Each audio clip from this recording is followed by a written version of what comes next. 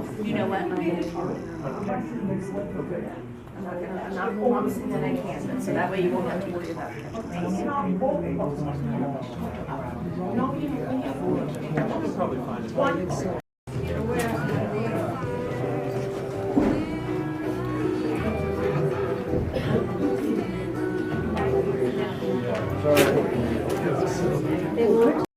Where's all that money going? Welcome to the first public hearing today for the Nassau County Bus Transit Committee. We have another public hearing tonight, scheduled at 6 o'clock. First, to remind myself and all of you, can you please put your cell phones on vibrate? Thank you.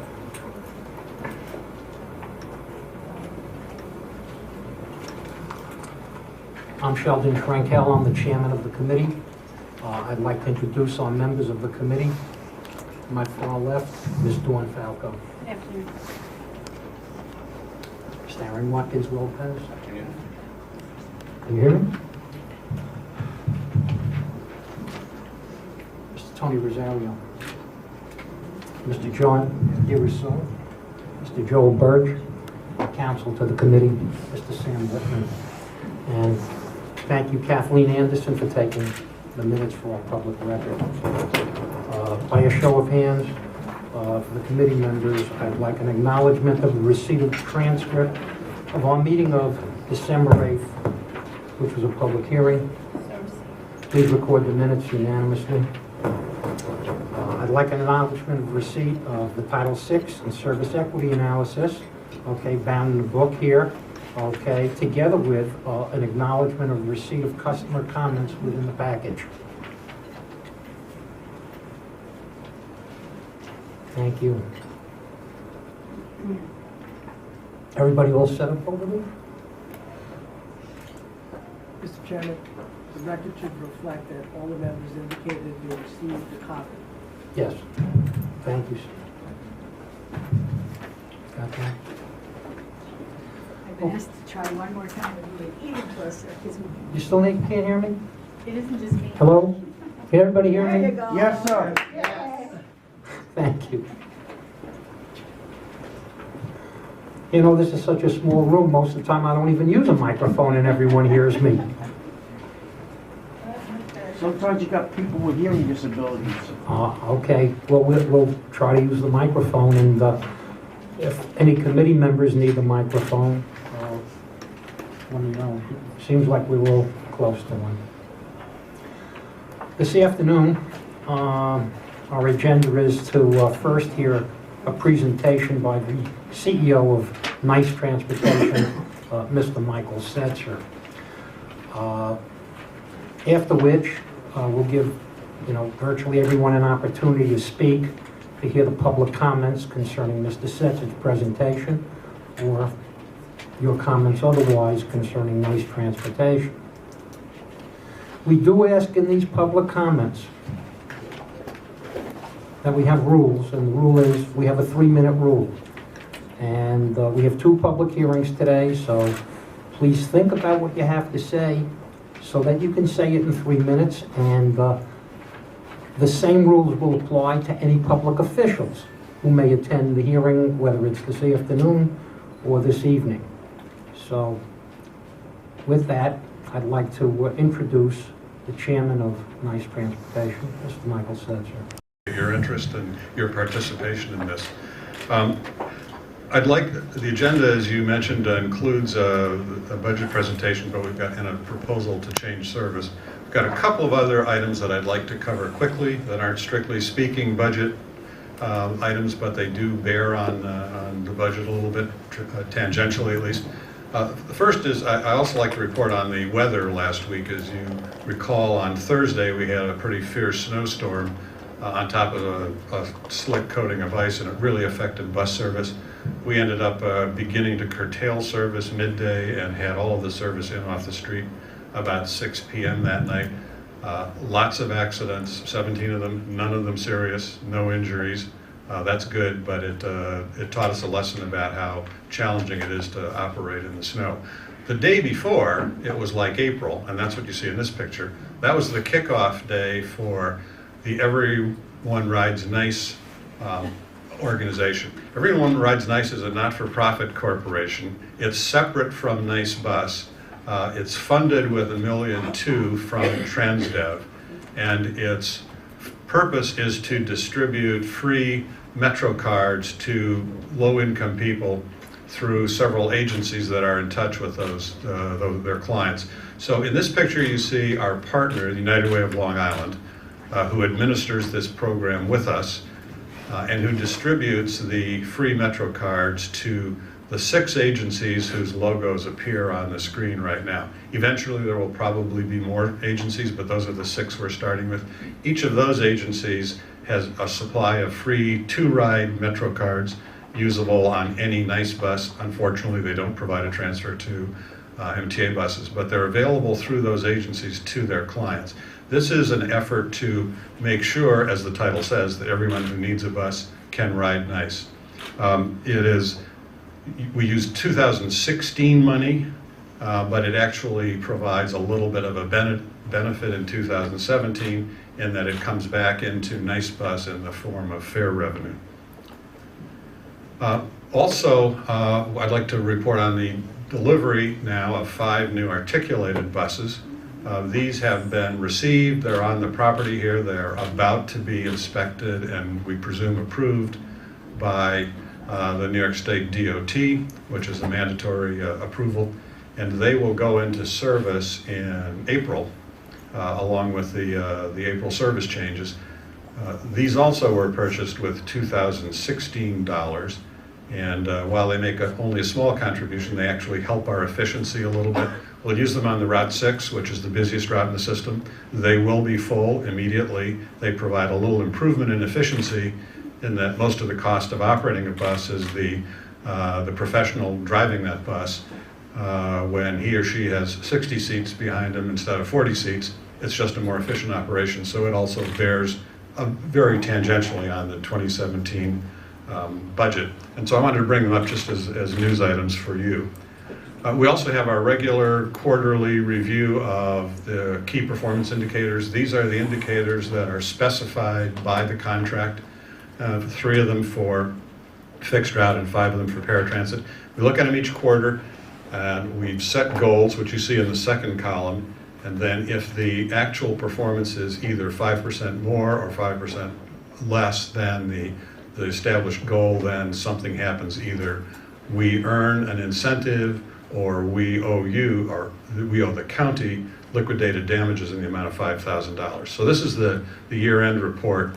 I'll just go over it real quickly. On-time performance and fixed route, goal 70%. We're hitting right around 70%. Next month we're going to do a more detailed presentation on on-time performance because it's actually getting significantly better through some of the technology that we've discussed in the past. The second goal is missed pullouts in fixed route. The goal is to have none. We're close to none. Not enough to reach the 5% threshold, so there's neither a liquidated damage nor an incentive there. And we have a safety goal, accidents per 100,000 miles of 1.20 accidents per 100,000 miles. We just barely made that goal this year, but we did make the goal, so again, no incentives or no liquidated damages. In paratransit, there are 5 different goals. The first one's calls answered ratio of 90%. We missed that goal. So we owe you a $5,000 liquidated damage payment for missing that goal. In on-time performance, however, we exceeded the goal of 70% by more than 5%. So we earn a $5,000 credit, which we can use to pay that. Missed pullouts, the goal is 0. It was actually a little bit higher because of some fleet problems this year, which are pretty much behind us now because of the new fleet, but it also doesn't rise to the 5% threshold. By the way, the missed pullouts in paratransit do not mean that a passenger was not carried. It means that a bus that was scheduled to go out the gate didn't at the right time, but those trips were then rescheduled onto other vehicles that were already in service. So it doesn't mean an abandoned passenger. Accidents per 100,000 miles, again, the goal is 1.2. We beat that by a lot. By the end of the year, we were under 1, which earns us a $5,000 incentive credit. And the last thing, productivity, passengers per hour, 1.3 passengers per hour. We're right around that, neither 5% over or under. So for the year, the net was $10,000 credits earned by TransDev, which are just credits, it's not cash. Those are credits that we can bank for a while to use if we ever have to have something to pay liquidated damages. At some future meeting, this is our first full year of using these incentives, so at some future meeting, when we don't have as much on the agenda, I'd like to go over these in detail, and we'll consider whether those goals are too high or too low, and how you might want to change them. But for now, this just is the fourth quarter year-end report. So now I'd like to get into the main subject for today's meeting. That's the annual plan and budget for 2017. And there are some significant service changes associated with which we'll ask you to consider later today. But let me update you to begin with. In December, we had a meeting anticipating the 2017 budget. And at that point, you considered what was then a proposed $6.8 million reduction in county funding. The budget hadn't been adopted yet then, or hadn't been approved. You also heard about some likely increases in our operating costs in 2017. We proposed a program of early service reductions to take place in January, last month, in order to get a head start on the budget deficit that we had. And you rejected those. We also reviewed the range of unknowns that we were dealing with at that time. This is the slide that was up on the screen about the unknown factors. The STOA, which is the State Operating Assistance, it's the largest single source of revenue for Nice Bus, was unknown at that time. The governor's budget had not been published. The legislature hadn't begun the budget process. We also didn't know what the MTA was going to do with the MetroCard charges, which does have an effect on our revenue. We also knew we were facing a new collective bargaining agreement to take effect in the spring of this year. And of course, at that time, negotiations hadn't begun, so we didn't know what effect that would have on our costs, still don't. And there was not at that point an approved 2017 county budget. As you recall, probably the county was going back and forth with NIFA, and we didn't know for sure what the budget would be. So let's update that a little bit. Oh, you added another one then. You also added the potential of new money. You were persuaded that there might be some new money coming from some source before too long, and so I think that was the primary basis for rejecting the changes. So let's update on all those unknowns. STOA, the governor's budget, has been published in late January. There was no increase in STOA for Nassau County or any other transit system in the state. Everyone was kept at the same level, except for the MTA, which actually went down by a very small increment.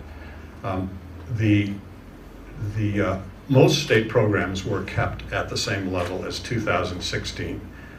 The STOA amount could still change. It is possible, because the legislature hasn't adopted a budget, and as you probably know, the process is the governor publishes the executive budget, the legislature works on it for a while and comes back with proposed changes, and the governor either accepts those or vetoes it and sends it back. As of today, there's no new money in the state budget for Nassau County, for Nice Bus, or any other bus system in the state. I have been to Albany several times since then. It is a very difficult year to get increases in the state budget in anything. Most other state programs are also zeroed out as far as increases. So while it remains a possibility that could change, it's my view, at least, that it's very unlikely to change in any significant way, not enough to solve our problem. We did get a resolution on the MTA MetroCard rate. They raised the prices of MetroCard, and so there's nothing that the BTC needs to do. We will garner about $800,000 more farebox revenue as a result of the increases in the price of the MetroCard. The base, don't be confused here, but the base fare stayed the same, but the discount on the paper ride card was reduced, which is effectively a price increase. And the price of the 7-day and 30-day cards actually went up. So we'll get a little bit of benefit out of that. The new collective bargaining agreement is nowhere near resolution. Negotiations have just begun. We've had one meeting, so we've got no further information about what to expect on the operating cost side. Since that time, the county budget has been approved by NIFA, and the $6.8 million proposed reduction is still there. And lastly, there has been no new money. Though I've visited with many local and state legislators, and I think there's a deep understanding and a full concern for the effects that the current funding will have on riders. There's no new money. There's no new money around which we could build a budget. There are some ideas, some thoughts, but nothing that we could incorporate into a budget. So this is a slide we always look at in the budget discussion at the very beginning. This is the balanced budget. I call it the balanced budget mandate. This is language from the contract, which is adopted by law, and it essentially says that after all revenues have been accounted for, it is our obligation at Nice Bus to adjust the amount of service hours to whatever revenue is available. In other words, we have no method to finance other than through the revenues available to the county. We can't borrow money, we can't deficit finance, we can't print money. We are obligated to adjust service hours to the available revenues. So when we go to balance the budget, there are basically three ways you can do it. You can increase revenues, you can reduce non-service costs, and if those two aren't sufficient to maintain the level of service, then you can reduce service, or you must reduce service too. So I want to go through in that order. I want to go through what the current situation looks like. And my thing just stopped. Sorry about that.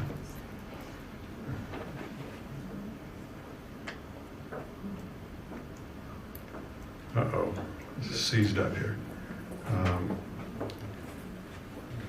Okay.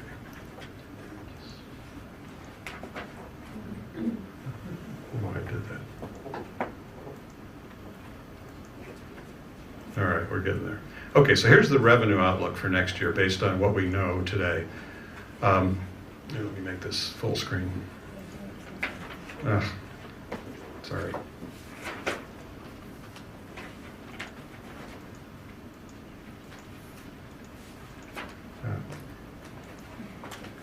Excuse me for a minute, I'm sorry. Either the operator or the technology's stumbling.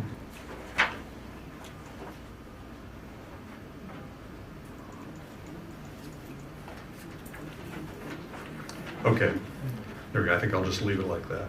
So here's the revenue outlook in 2016, which by the way is the same amount as it was in 2015. So 3 years in a row, $66,657,000. The next line, Nassau County required STOA match. This is the minimum local match in order to earn that, or in order to get that state money. And so that remains at $2,539,000. Again, no change there.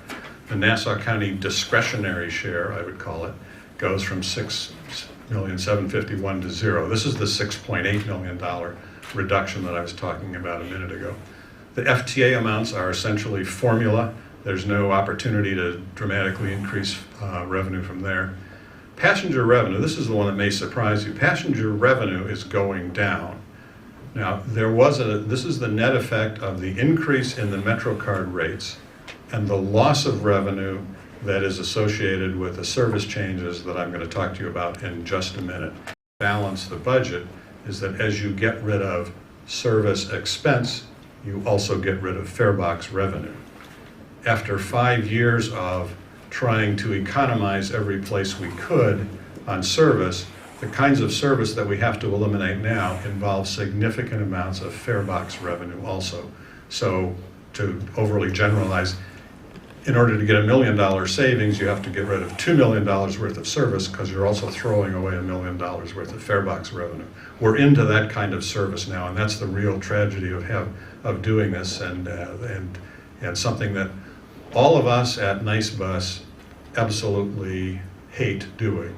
We should be and could be and would be putting more service on the street to serve our customers if we could, but we're stuck with the revenues available to the county.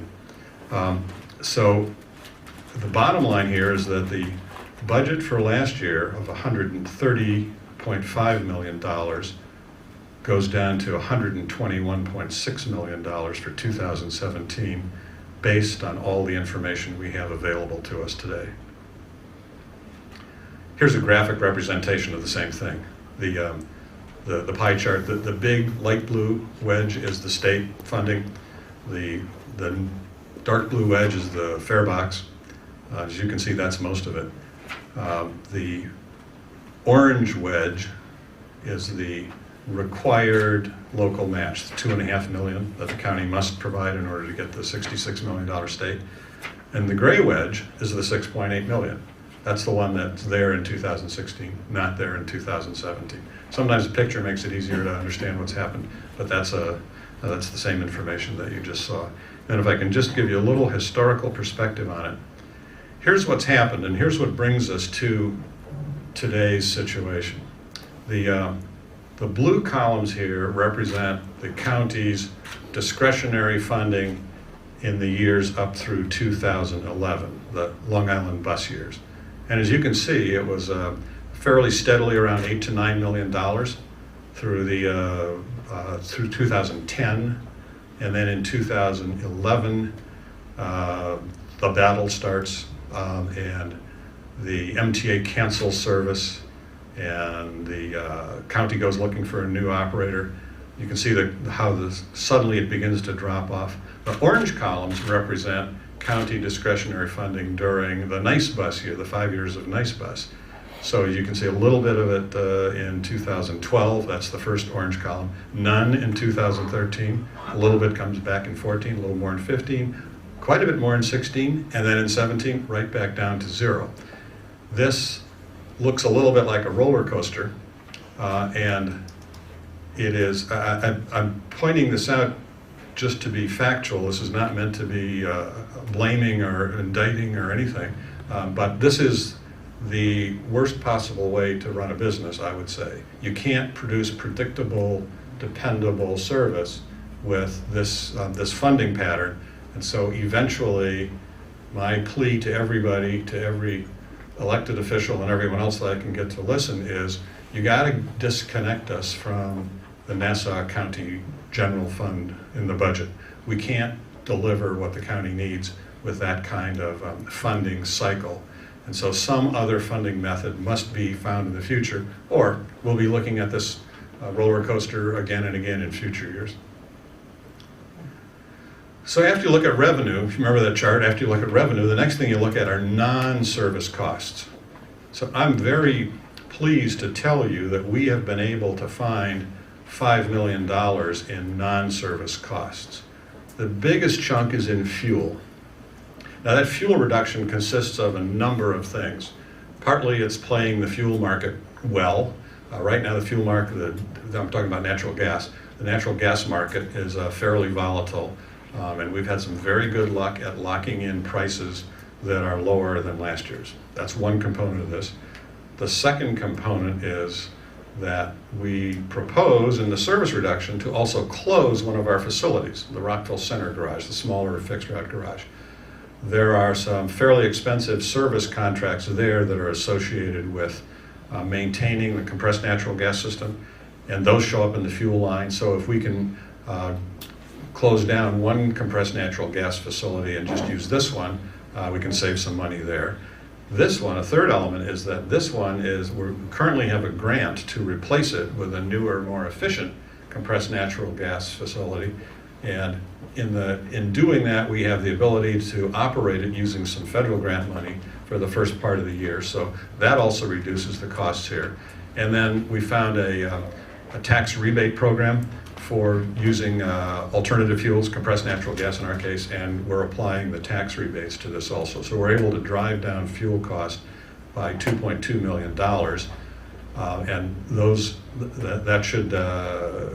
that should be a fairly reliable reduction because we've been able to lock in some of those prices.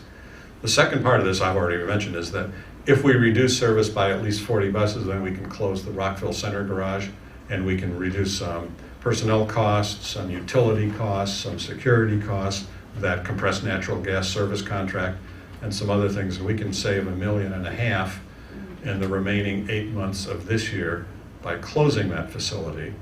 That converts to about $2 million next year if we remain a single garage fixed route operation next year.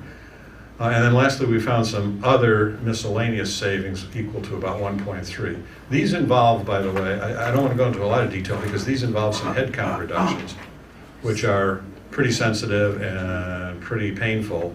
But we believe that before we take anything out of service, we have to be able to say we've taken everything out of non-service that we can.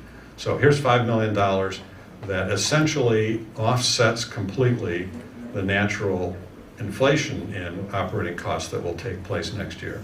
This year, the natural inflation costs that will take place this year.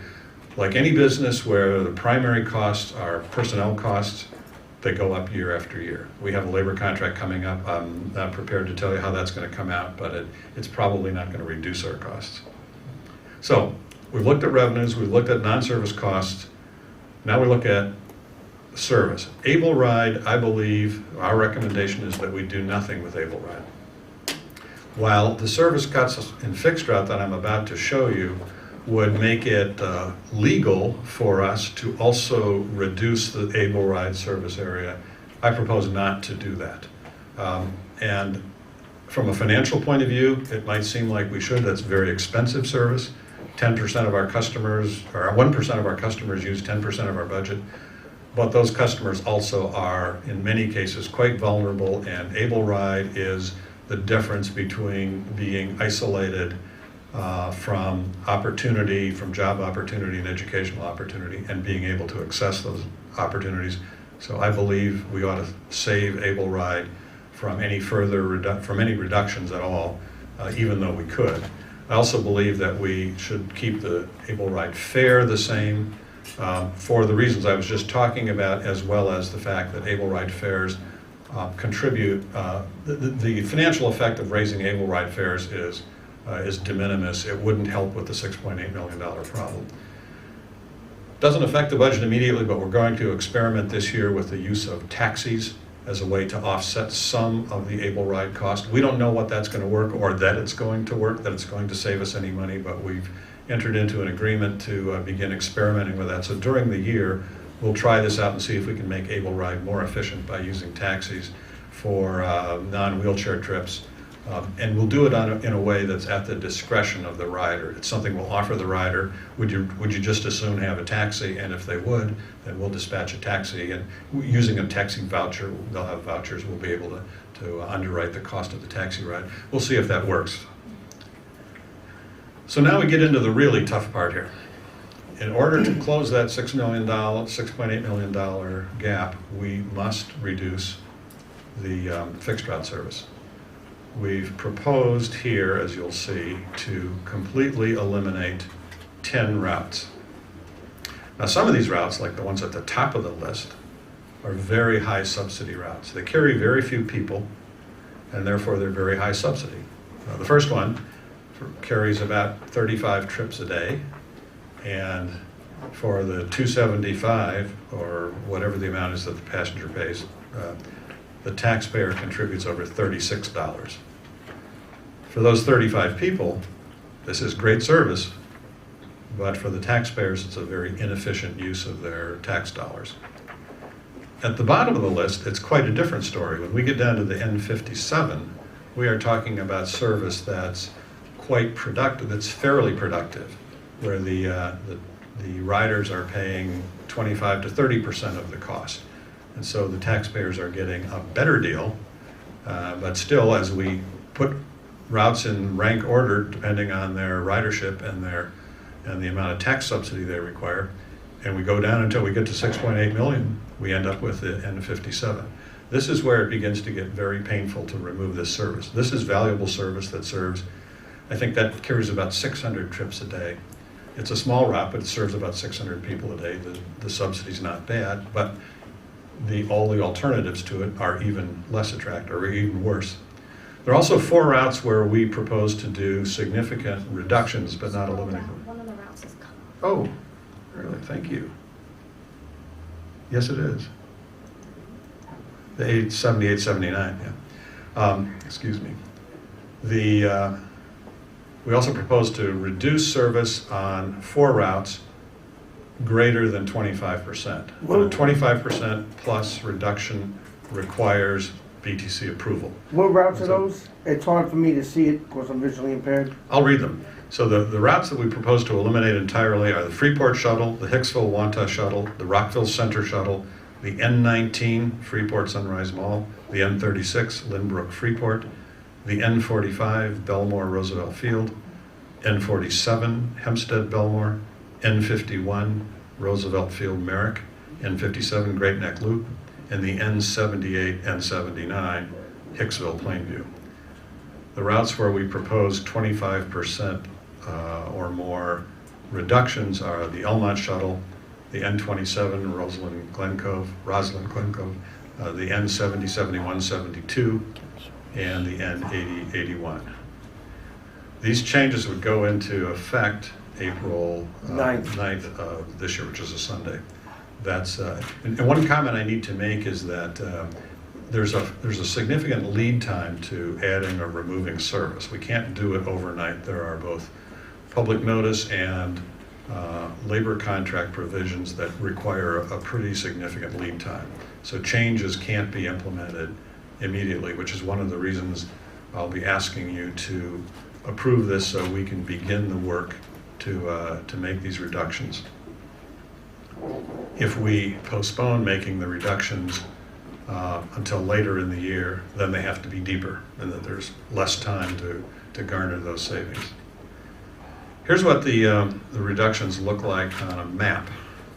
The blue lines are lines that are most, oh, I'm sorry, I left out one thing on the previous slide. There are also adjustments in service that fall below the 25% threshold that do not require your approval, mostly on weekends, and so they're part of the route reduction program also, but don't require BTC approval.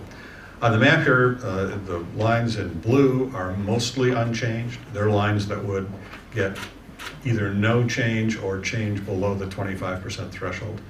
The ones in green are the ones that would remain but would be changed by an amount greater than 25%.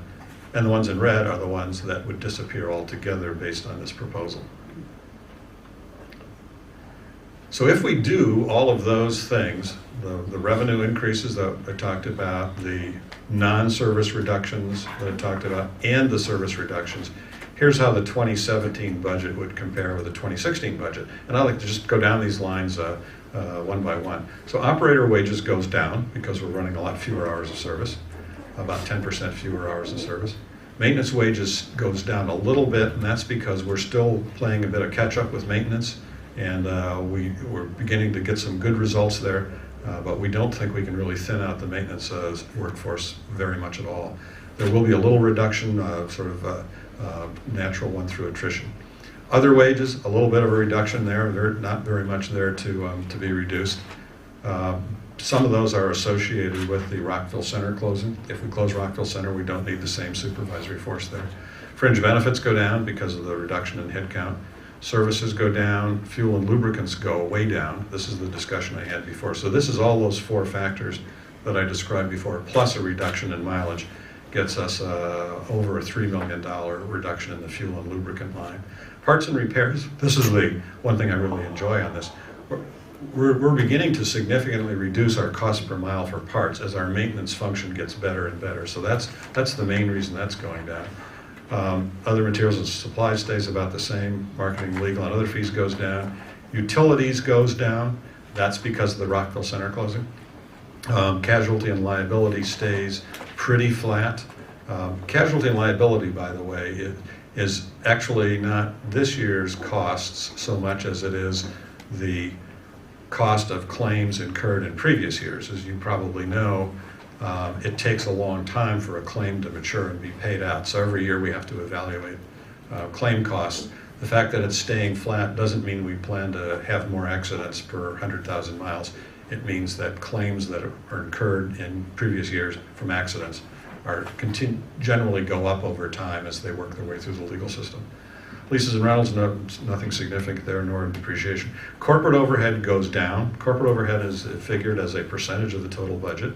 And margin at risk, which is profits before taxes, goes down a little bit. It also is figured as a as a percentage of the total budget. And additionally, within the extension from the county of our contract, they impose slightly lower levels on profit in amounts above $123 million. So I guess it doesn't really have much of an effect this year, but it's there. And so the total, those totals are the same ones you were looking at before, $130 million last year, $121.6 million this year. This is what the budget, that same data arranged as a pie chart. And we always go through this.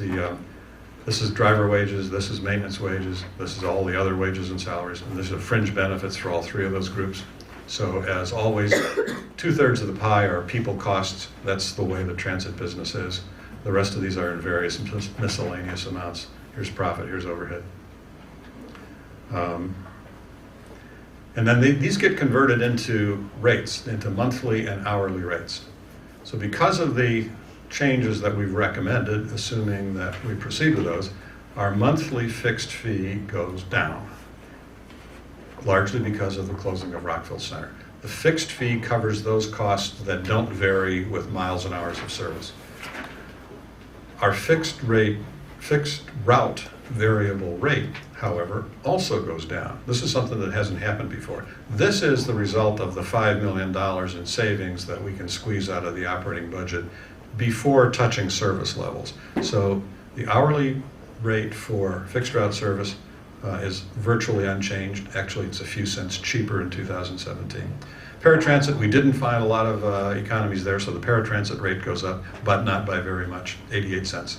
So these are the monthly and hourly rates that go with a $121 million budget that we just described for you. Here's what actually happens to service hours. In fixed route, it's about a 10% reduction in service hours this year versus last year. That's a significant amount, as you saw when you looked at the routes. In paratransit, we're budgeting for essentially the same level of service as we provided this year. Paratransit demand actually went up in 2016. We're carrying more trips than we did in 2015. So we're assuming that that trend will continue through 2017. And then I like to end with this, that in spite of all these things that we just talked about, which are hardly pleasant, not at all what we'd like to be talking about, I think it's important to keep in mind that the Nice Bus project that the county and Transdev undertook together is still continuing to deliver significant benefits for the county and for riders. Our cost of delivering service is a lot lower than your previous provider. There you see the numbers. An hour of fixed route service using MTA's current published rates for bus operation would be about $216 to our $141. Even another private operator like the B Line in Westchester County, which is a private company, it's been there for quite a while, is about $40 an hour higher than our operating costs. So the net result of that over 5 years is $209 million in savings. That's Nassau County OMB's number, it's not our number. $209 million that you saved compared to the cost of operating under the MTA. And that really is a better way to think of that is $209 million worth of service that's been preserved for the last 5 years that would have been gone otherwise. So that's the end of my presentation. I'd be happy to respond to questions or comments. Complaining about, I noticed some of these routes, for example, go to Roosevelt Field, and the vendors at Roosevelt Field and the mall itself stands to lose revenue by virtue of, people not getting there. Yes. Has anybody thought of asking for grant money from corporations within Nassau County? I would particularly say, I guess, is it the Simon company that owns Roosevelt Field? Yes. Simon Properties is the name. Is it? Yeah, Simon Properties. Properties. They're out of Indiana. Yeah, that's what I said. So, has that ever been thought of, considered? Is it out of the ordinary? Is it something that you don't think you'd want to do? You don't know if the county would ask for it, if the newspapers would publish it? because the corporate sector has a lot to lose. That's right.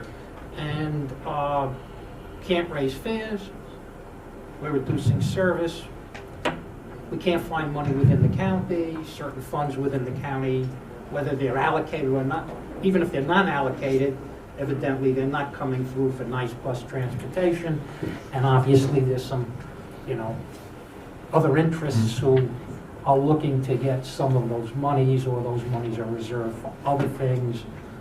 I won't go into that, but we all know that that's what it's about. Certainly, I like your approach of a dedicated budget to nice transportation, particularly with the fact of percent increases, that come up with your service contracts year after year, and try to avoid these kind of crisis sessions and keeping the bus system going and perhaps increasing service. So back to my question on the corporate sector. Okay. What's your thoughts on this, and has anybody else thought of it, or would anybody else want to do it? Yes, there are some, I don't know about Simon Properties, but there are some just employers. Yeah, but it's a good point. In fact, if I could just start from 30,000 feet, the main reason people ride the bus is to go to work. Yes. More than half the people are going to work. The second reason is to go to school. And the third reason is to go to shop, to either access services or retail or whatever. So the reason you have a bus system at all is because it's a fundamental part of the economic infrastructure. It makes the Nassau County economy work. So you're absolutely right that Yeah, Mike went out. companies in the Nassau County have an interest. Yeah, the companies certainly have an interest in doing this. Now, there are some programs around where employers can assist their employees with providing transit by helping underwrite the cost of fares. That's one way counties can do it. In fact, I see Rosemary Miscali's here. She actually runs one of those programs, and maybe she'll want to comment later. We haven't ever gone in Nassau County. I don't think we've ever gone directly to a retailer and said, you should help us with this. I don't think they'd be, just knowing most retailers, I doubt that they'd be very interested in doing that, but it certainly doesn't hurt Well, to I'm ask. just thinking, Yeah, particularly I wish they Simon's would. losing revenues if people Sure. aren't coming. And sign to serve their stores, to operate the stores, and to provide all the services that a shopping mall needs. And so they may have even more of an interest as an employer or as a landlord to employers than they do as a retailer. And then if I could, you made a comment at the end also about the dedicated source of funding. I always like to make the point that one of the differences between NICE and most other transit systems, say the MTA, is that they have a dedicated source. They have a pretty good idea what next year's revenue is going to be, and they've got some growth built into it. For instance, they have the payroll commuter tax. So even though that's not certain, you can get a pretty good idea what it's going to produce next year.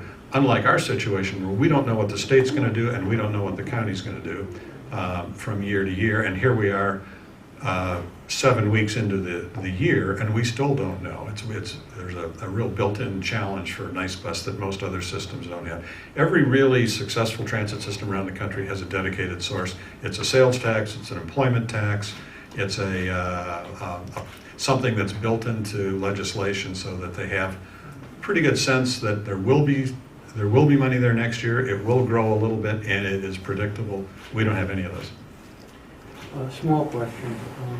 This pilot taxi voucher, Yes. what are you allocating money for that, if any? Not much. Jack, do you? There you are. So the pilot taxi voucher, did you allocate anything in the budget for that? No, we're at this point, based upon our modeling, it is a wash. In other words, the cost of providing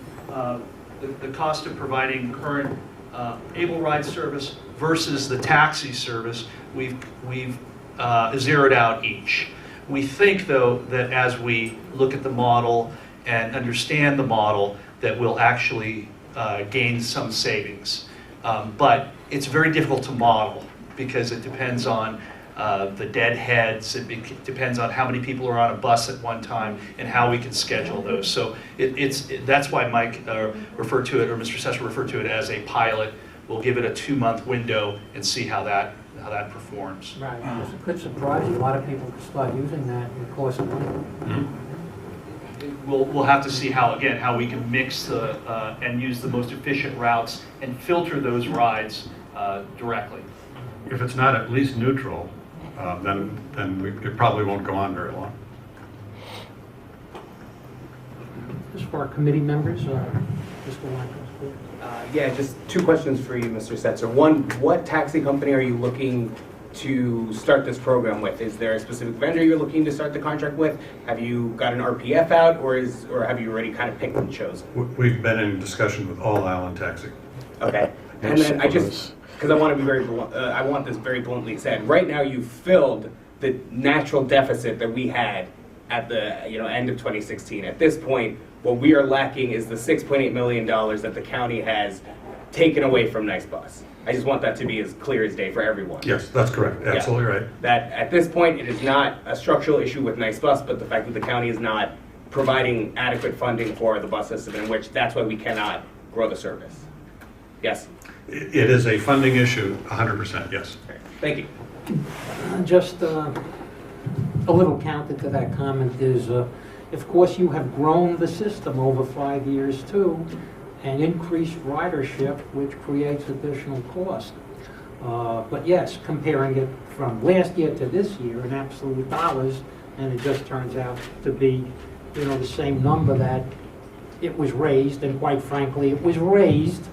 That money came through after this committee agreed. Well, we had to have a balanced budget to cut the service, and then the money was found.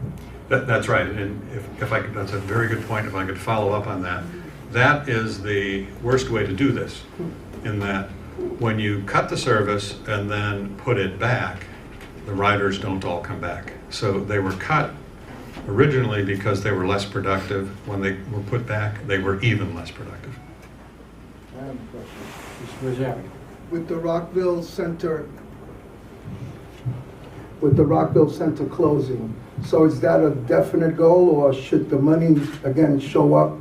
Is it still a possibility that you would reopen it again as more ridership comes back, even though you're saying that you lose ridership? So you're saying that Rockville Center closing is almost a definite, right? That's a good question, and it's a complicated one. If a lot of money came back so that we were maintaining the same level of service, then it would stay open. We'd need it. If we reduce our peak hour bus requirement by about 40 buses, then we can squeeze everything into this facility. Whether it would be available in the future, if there were an expansion down the road, which is something we would all like to see, depends on, the county owns it, and it depends on what the county does with it. Thank you. Any other committee members have a question? Mr. Watkins again? What part of the budget or the pie graph that we were given accounts for the money that was spent to reinstate the routes? Because I know that it was about $1 million that we spent. So was that also counted in the deficit? Is that a part of a specific point in this budget? Where was that money in 2016? Where can we see that?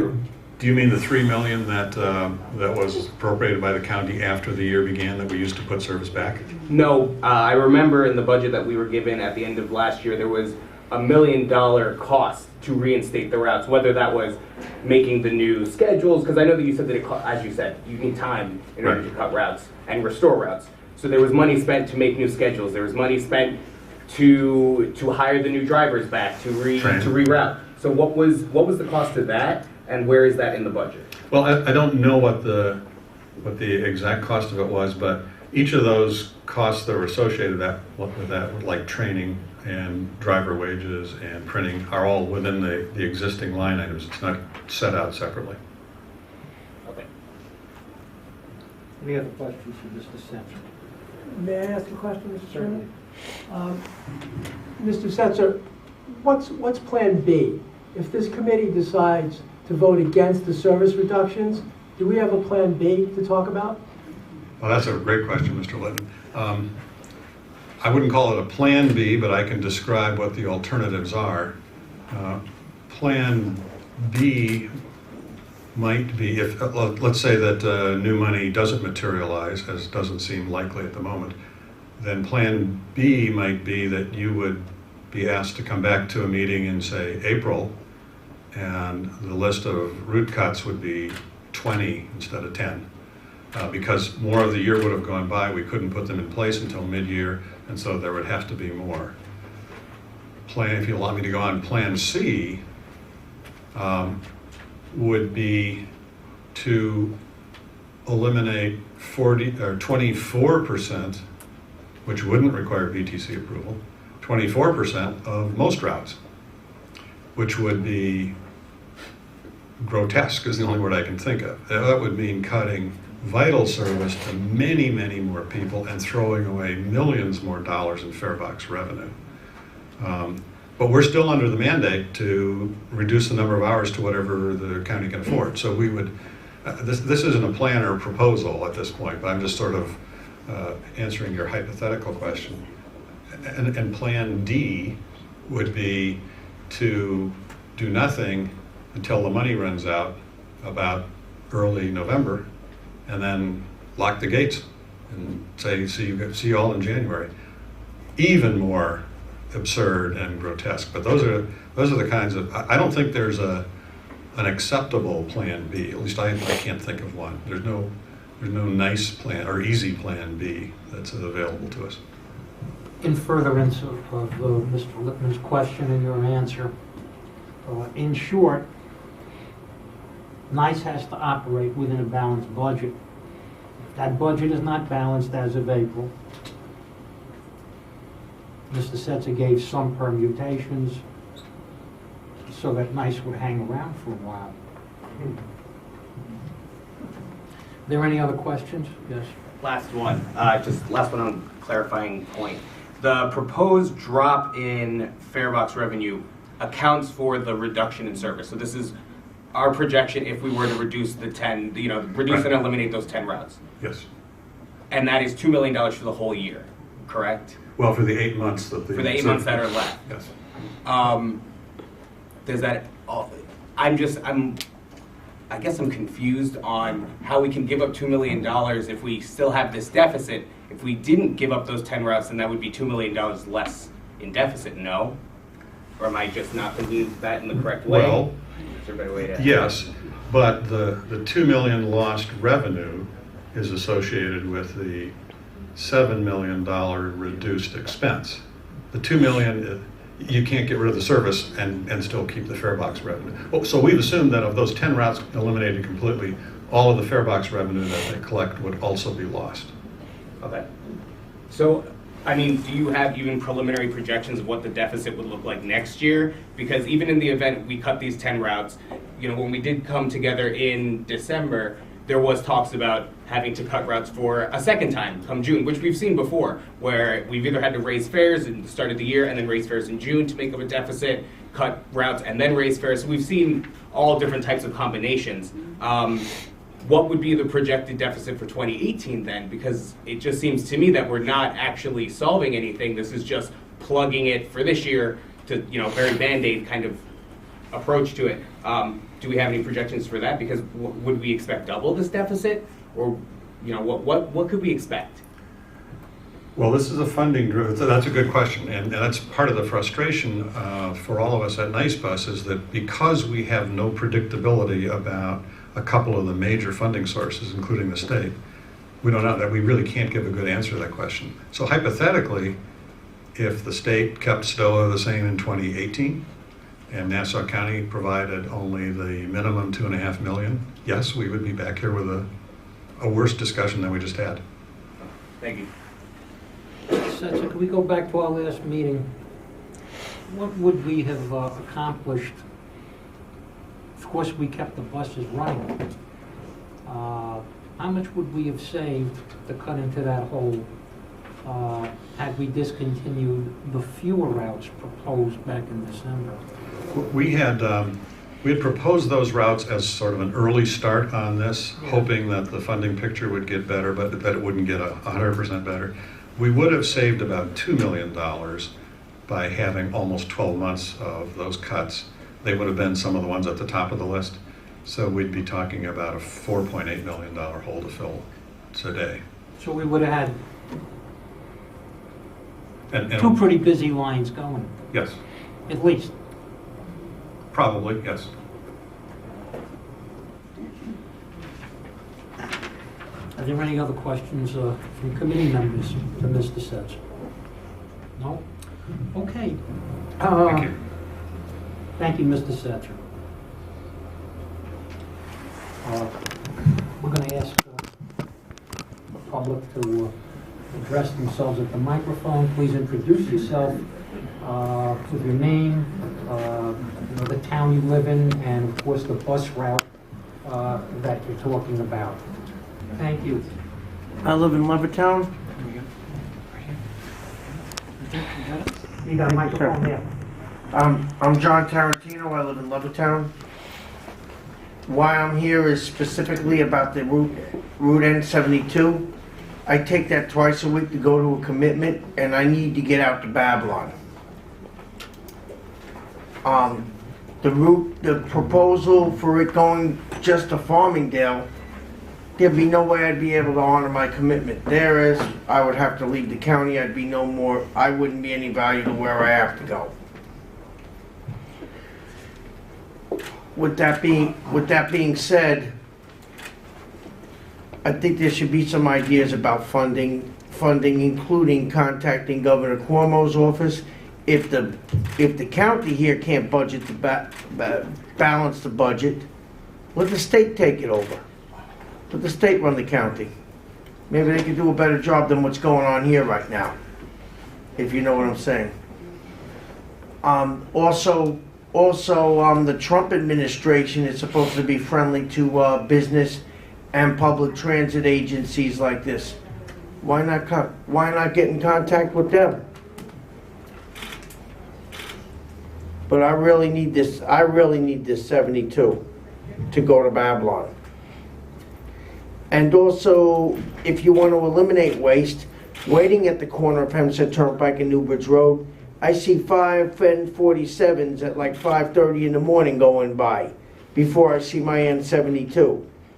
They're all coming east on Hempstead Turnpike, making a right going south on Newbridge Road. I see a lot of buses not in service heading east.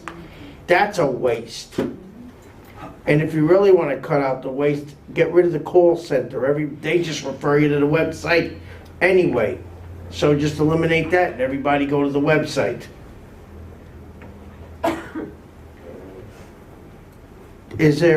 And also what your marketing person, Erica, proposed for me to do was to get to Sunrise Mall and then have to take 3 buses. That would increase my commute time from 2 to 4 hours. I don't want to do that. And that's each way. So is there any help for me?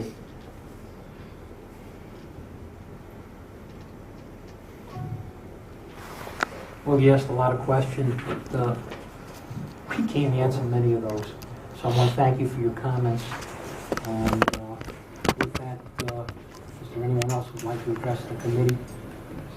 Please keep that N72. Thank you. And I depend on the N35, and I will say that first of all, I appreciate very much this proposal minimizes cuts to the bus routes I take. But thousands of other bus riders will be impacted, many left with no alternative. Now, I have come out with some other ideas for service reductions if you want to look at them. Some of them may be implemented already, but I figured I could share them with you if you're interested. Because some of these routes, particularly the N79, it's miles away from any other public transportation system. It's used quite heavily in the Plainview area. Unfortunately, the people that created this mess, and I'll start with my speech, but unfortunately, the people that created this mess, namely the Nassau County Executive Ed Mangano and the Nassau County Legislature, Most of them, they're not in this room. They may have talked about saving bus service, but their actions or lack thereof speak louder than words. While I understand the financial predicament of the county and appreciate the attempts to reach out to the state for additional transit assistance, time is just about to run out. The state doesn't approve their budget for months. That won't save bus service. I've spoken at the Nassau legislature a number of times. They are the whole reason the MTA left Nassau County to begin with. And now they are selfishly throwing the lives of bus riders to the taxi wolves. And they wouldn't even let us hold this hearing in the legislature building. That's shameful. There's plenty of folks that drive and think nothing of cutting bus service, but people will lose their jobs, people will have to drop out of college, and people will be left prisoners in their own home. The arrogance and ignorance of so many, however, will not make them immune to the effects of these cuts. Rising crime will affect everybody. So will businesses having to close because they aren't able to get help. And taxes will surely rise due to the economic hit. Not everyone can afford a car or is able to drive. And taxis. You've got to be kidding. These crooks rip off stranded riders every day. They've profited a great deal off of suffering riders. I wonder how many of you have connections with them. I've been trying to convince many of the importance of the bus system for many years, though it seems that only rich people are welcome in this county. How else are we supposed to feel when our buses are cut, yet there's more luxury cars on the road than ever? How can you understand that when only one of you depends on the buses? Aaron, he's the only one that depends on the buses. I've pretty much done everything I can do about this. All I can say in conclusion, as you drive around in your personal vehicles, as thousands of people lose their ride, you will need to think long and hard about what you are doing when you sleep at night. We are human beings. We are supposed to look out for one another and do right by God. And ask yourself, are you being a good human being? And this goes to the legislature as well as you. Obviously, there aren't many members of the legislature here, but I figured, and I do have one question, though. What if you vote to approve these cuts and they do find the money? John? Yeah. Thank you. 10 seconds. Okay. Can I ask that I have a lot of individuals standing in the hallway. Can we have them give their comments first, please, while the rest are seated? So that Well, they don't have to wait. There are certain people here, however, Why don't you who let them into where Is at least 1, 2, 3, 4, 5. Mr. Setzer, I think there's at least 6, 7 people. first of all, I don't know how many people are standing there. Is it possible to get a few more chairs there? There's at least 6 or 7 people. You've got 2 over here. How many people we have standing I there? think we can get everybody in. Okay. 2 seats there. Yeah, I can move. Big picture. Hi, sir. How you doing? Good. Please repeat. One more over there.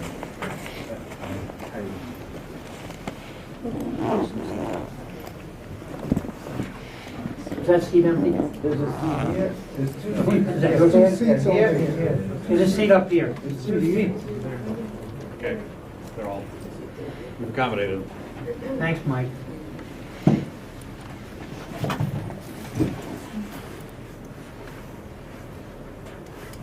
All right.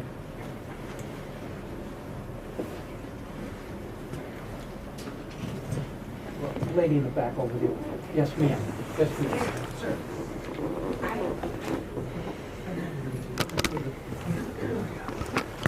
would you like to come up here? No, I'll stand here. Okay. What I'm arguing about is, my name is Daphne Smith, and I live in... Talk in the mic. My name is Daphne Smith, and I live in Garden City. I take the 24 or the 22 to Hicksville and pick up the 78 or 79 to Plainview, where I work. Now, if you're going to take off 78 and 79 off the route, what must I do to reach work? On the route 78, 79, especially 79 to Huntington, a lot of people travel on that bus. You have ShopRite, you have CVS, you have the restaurant, you have the hospital, you have the nursing home where we all work. Now, my suggestion is this. If you're going to take off 78 or 79, take off 78. 78 doesn't take a lot of people. Use 79. 79 picks up 78 people. Go straight to Newtown. Drop off 78 people. Come around and go up Manita Hill Road to Huntington. But you cannot take off 78 or 79. What you going to replace it with?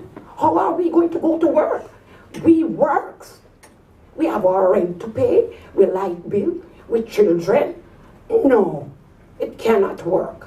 We are small. We are little people. And I think we are paying our taxes. We get these people to represent us, to look after our well-being, right? A lot of old people, seniors that we have to take care of. If we don't have any bus to go up, what is going to happen to them? What is going to happen to us? I cannot pay $9 or $10 from Hicksville to Plainview. 9 in the morning, 9 in the evening, that's $18. $90 a week. My salary cannot afford that. So please check out and let us know what you are doing. Thank you.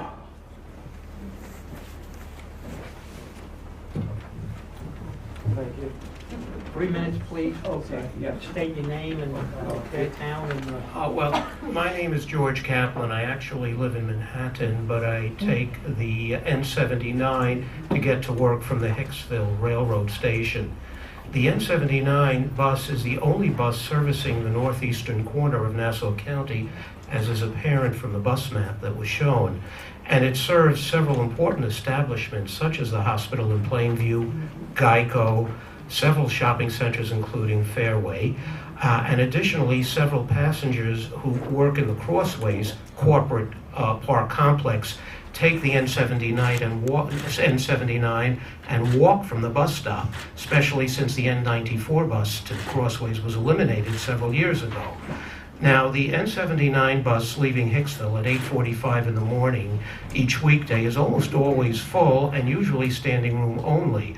Accordingly, eliminating this N79 bus will create extreme hardship on many commuters who have no other way to get to work, in addition to causing, as you mentioned, hardship on many businesses which employ these commuters and depend upon these commuters for patronage and shopping. Now, if bus service must absolutely be reduced, then one possibility might be cutting the N79 back on weekend service and or midday service and or late evening service. Now, another possibility which the previous speaker mentioned would be eliminating the N78 bus, which operates only infrequently and only runs a few blocks past the intersection of Old Country and Minetta Hill Road, where the N79 bus turns. In fact, several passengers take the 8:45 a.m. N79 bus from Hicksville to the intersection of Old Country and Minetta Hill Road, and then exit and walk east on Old Country Road the rest of the way, just a few blocks, because the schedule of the N78 bus is not all that convenient. Now, right now, just to sum up, it's really counterintuitive to eliminate bus service when great effort is presently being made to enhance public transportation. For example, the Long Island Railroad is installing a third track along the main line in Hicksville. Now, concerning budgetary concerns, eliminating the N79 bus will clearly hurt businesses along the route and thereby damage the local economy and ultimately adversely impacting government revenue. So to sum up, I urgently implore that the N79 bus be maintained because it's an indispensable route for commuters in this part of Nassau. Thank you very much. Thank you. My name is Alan Asherman. My wife and I live in Plainview.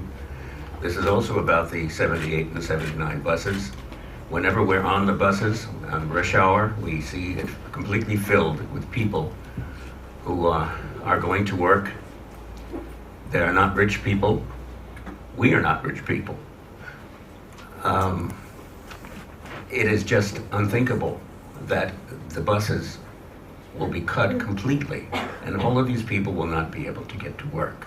In addition, there seems to be something going on here that is very strange.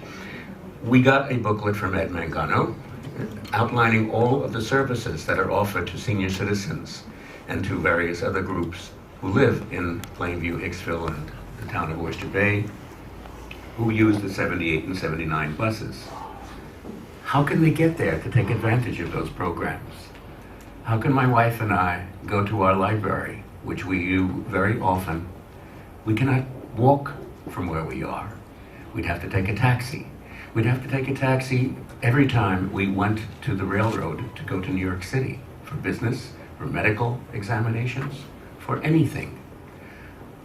I see the faces of the people on the 78 and 79 buses. Most of them don't have much hope in their faces.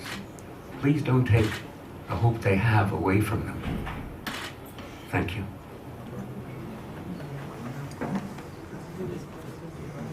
Legislator Carmen? 3 minutes. Thank you. Thank you for the opportunity. I'm Nassau County Legislator Laura Curran. And while we're waiting for Albany to decide whether to use a portion of the MTA payroll tax or ride-sharing proceeds from Lyft and Uber and the like, we have other opportunities to save bus routes from being cut. These are local solutions to a local problem, and I think it needs to be addressed immediately.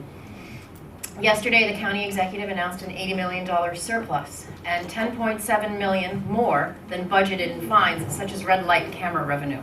So that's 10.7 more in that kind of revenue, more than was expected. So I propose using part of that revenue, which is recurring, to fund service. Another option, the county just implemented a public safety fee, which you may have read about, which is set to reap $29 million this year, 2017. Going forward, let's commit a portion of that public safety fee, which went into effect January 1st for our buses. I find it unconscionable to cut service when the county fund balance is many millions of dollars above the county's own limits. Again, millions of dollars above what the county policy is for fund balance. I understand NIFA may not approve of that, but it's still a policy decision that the administration can make. Furthermore, we have areas of opportunity in the equipment, general expenses, contractual expenses, and utility expenses when comparing the 2016 year-end results to the 2017 budget. I think if this administration would make buses a priority, we have plenty of funds to save our service. Thank you very much. Thank you.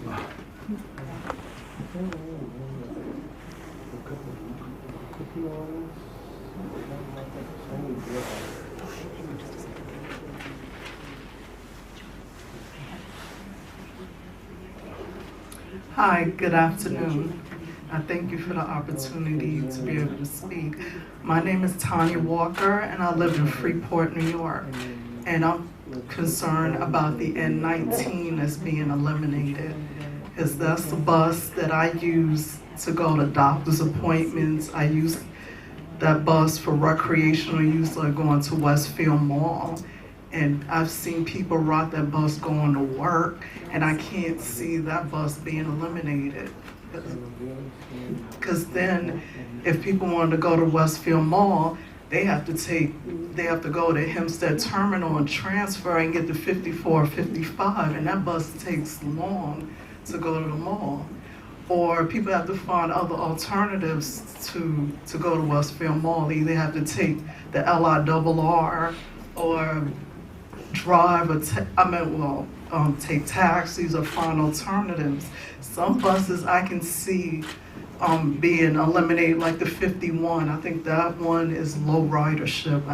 I've ridden on the bus once, but not too many people ride on that bus. Some of them I can see eliminating, but don't eliminate the 19. People really need that bus. And also I saw they were eliminating the 36, and that's in Freeport also. You know, I feel that the buses that have low ridership, they should eliminate. I can see that, but don't eliminate the 19 and 36. I mean, people need that bus either to go to work, go to school, recreational use, or even going to doctor's appointments. I thank you for the opportunity to speak. Thank you very much.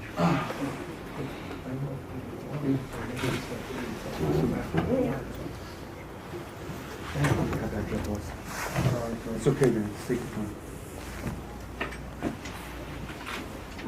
Good afternoon. My name is Ted Pruitt, and I live in South Merrick, Nassau County. I'm a disabled American veteran, and eliminating the N19. Oh, no problem. Eliminating the N19. I go out to Sunrise Mall. I have a doctor out there. I have a doctor out in Babylon. Sometimes I take the 71 or the 72 on Hempstead Turnpike out to Babylon or Sunrise Mall. Those are on the chopping block.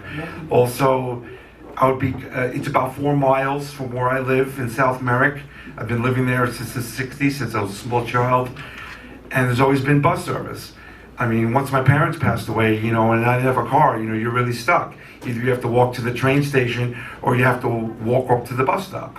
Now, I live just down the block from the bus stop by Babylon Turnpike and Merrick Road. But still, it's about a 2 to 3 mile walk to the Merrick train station or approximately a 4 mile walk to the Freeport train station. I have arthritis. I have a partially herniated disc in my back. When it's not hurting, I could walk a couple of miles. But when it is hurting, that walk would be impossible. I work by the DMV in East Garden City. So I have to have a way to get to work in the morning. It's just a part-time job, and I'm allowed to work a part-time job there. I believe that there's other bus routes that have very low ridership that could be cut, like the 51 or the 45 or the 46 or the 47. There's also the 48, 49 that goes to Hicksville. One of those could be cut. There's things that could be done. And there's also, I'm not sure who decides, whether it's the county legislature or the state, who exactly appropriates the funding for the bus and how much money goes to Nassau County. I just think that there's other areas that could be cut because everybody who lives in Nassau County pays a lot of taxes. And so I believe that those extra high taxes, which are among the highest in the nation, should pay for all the services that everybody needs, from the Department of Social Services to the train to the bus and to everything else that people live. This is a crowded, urban area, and now people need the services. And to put myself in a position where I have to walk between 8 and 9 miles a day because I can't afford the $10 each way in a taxi. That's what it costs to go from Freeport to Merrick, or Merrick to Freeport. It's $10. I don't have $100 a week. I'm only bringing home about $150. It doesn't make sense to spend more money on taxis than I'm actually making at the part-time job that I'm working. So, if you guys could reconsider some of these changes, the ones that are low ridership, go ahead, cut those. Really, I named a few bus routes. But the N19, that affects the entire south shore of Long Island. From Massapequa Park, Massapequa, Wantaw, Seaford, Belmore, Merrick, parts of Freeport. You can't screw over all those people. You have to have it. And there's also along the Hempstead Turnpike, okay, those buses run just once an hour, and those buses are always crowded. So please keep those. Thank you very much. I have to go catch a bus now. Thank you.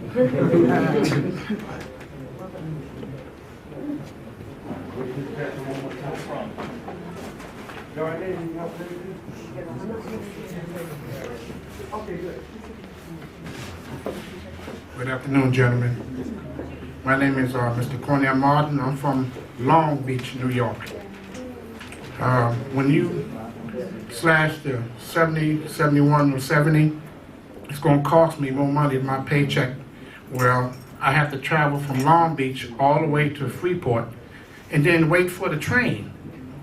And then, now after I get off the train, I got to wait for the S1 to get all the way to Bush Hollow Road. So eventually my paycheck is gone. The money, the hours that I work for, all that money, it's gone. And when you take away the rides that the people need to get back and forth to work, the people who work hard for their money, put in 40 or more hours a week, and then someone messes up or something went wrong somewhere, it's going to cost the people a lot of money. It's going to cost them a lot of pain. And a lot of people is going to be hurt, and a lot of businesses is going to fail. Nassau County is one of the most productive places in New York City today. But when you take away what we have built over the years and established, you allow one person to destroy it all, then we won't have a leg to walk on. And I hope that you come to a decision that we could come together and straighten this mess out. So when these people get up in the morning and go to work, they know that that bus is running and that everything is going to be all right. But whatever affects us, it's going to affect you too. Because one day, you're going to be looking for that same bus to ride on, and you're going to think about that. That bus is gone because you couldn't come to a decision to save these rides, not only for me, but for these people also. And I hope that you come to a decision that you can just turn this thing around. Because like I said before, whatever affects the people in the state of New York, it's going to affect you too one day. Because one day you won't be riding that car no more. One day you're going to need that bus. And then when you think about it, when you go to that bus stop and you know that bus ain't running no more, remember who made that decision. Thank you.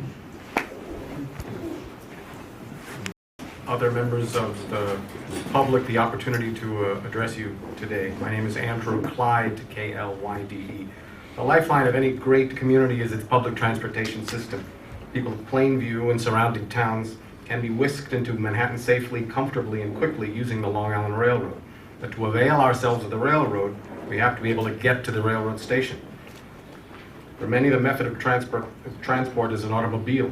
But for many others, public transportation, the Nassau Inter-County Express buses, provide the means to get to the railroad station.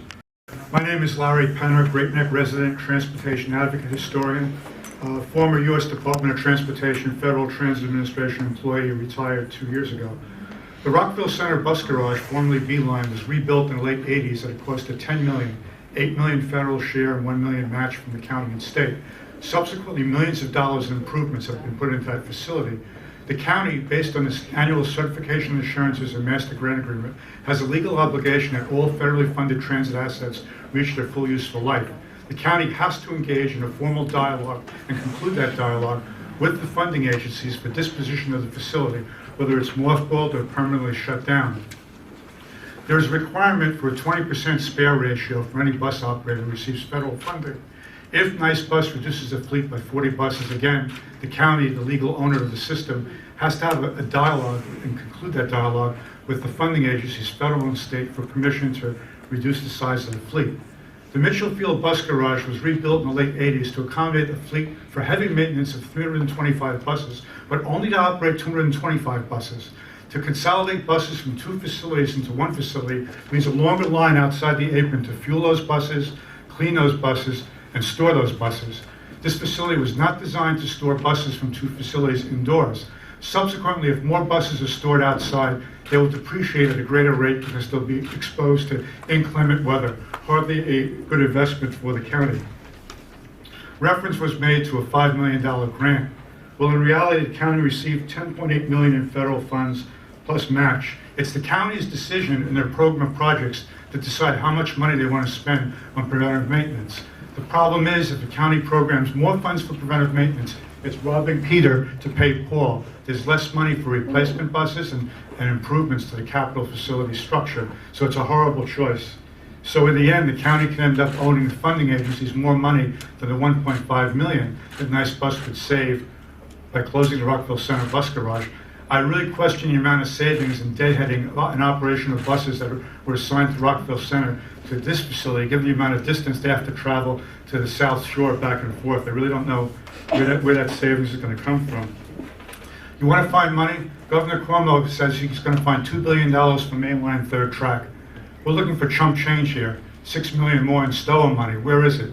Every member of the county legislature and majority party in the Assembly and State Senate has access to what's known as member item pork barrel projects.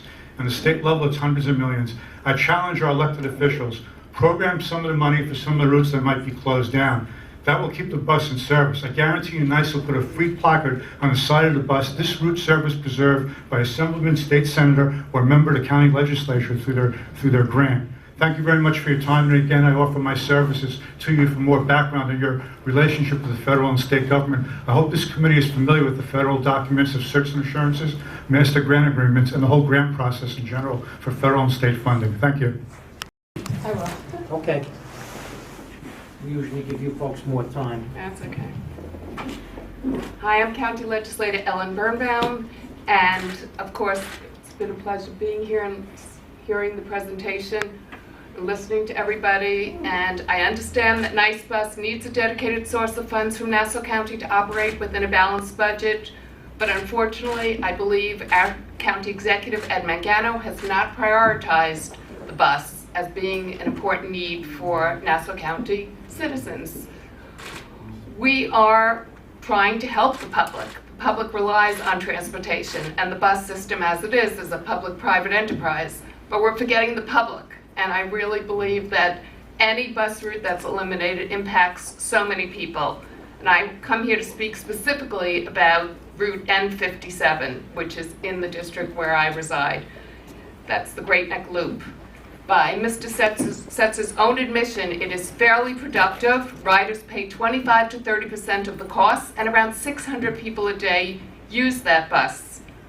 Those who can least afford to lose the bus will find such difficulty traveling to work if this route is cut. And I have before me a letter from a mayor. Many of the mayors in Great Neck, which is comprised of 9 villages, are very upset about this. There's a Great Neck Village Officials Association, and the vice president of that group is Mayor Susan Lopatkin. She's from the village of Kensington. She wanted me to read to you that as the vice president of the Great Neck Village Officials Association, she speaks for almost 45,000 residents of the community. And many of these people would be significantly inconvenienced by the elimination of Route N57. There are actually many people who use this routinely to go to the train station and to their homes. This proposal will add more pressure to the commuter parking lots, impact workers, home health aides, nannies, housekeepers, and the families that depend on them, and of course, would impact residents excuse me, who prefer to ride the bus rather than drive. I urge you to abandon this ill-conceived proposal. It is extremely detrimental to the community. I do believe Michelle Darcy. I'm the Minority Director of Finance for the Nassau County Legislature, and I know several of the constituents mentioned that the legislature is not represented here today, so I wanted to just put on the record that obviously Legislator Curran was here from Legislative District 5, Legislator Birnbaum, thank you for Legislative District 10. Also, Legislator Dirigi Witten from Legislative District 11 has a representative here, including myself, and so does Legislator Carrie Salages from Legislative District 3 has a representative here, including myself. This evening at 6 p.m., Legislator Sila Bino from Legislative District 2 will be here. Legislator Kavan Abrahams, our minority leader from Legislative District 1, will also be here. And Legislator Arnie Drucker from Legislative District 16 will also be here. I've been taking notes. Several have made complaints about the reductions or cuts to N78 and 79. That's Legislator Drucker's area. I will make sure he gets those. And if you need to contact him and you don't know how, I'll give you my business card at the end of this meeting. And also N29 is Legislator Dirigi Witten's area in LD11. We'll also make sure she gets those comments. Like I said, we're taking notes and we're recording, and all of our legislators are being represented, all 7 of them, of the minority Nassau County Legislature. And we will be working with Mr. Setzer to address his concerns, as we have been since he's been here. He's been also very willing to work with us, and I thank you, Board, for letting us speak today.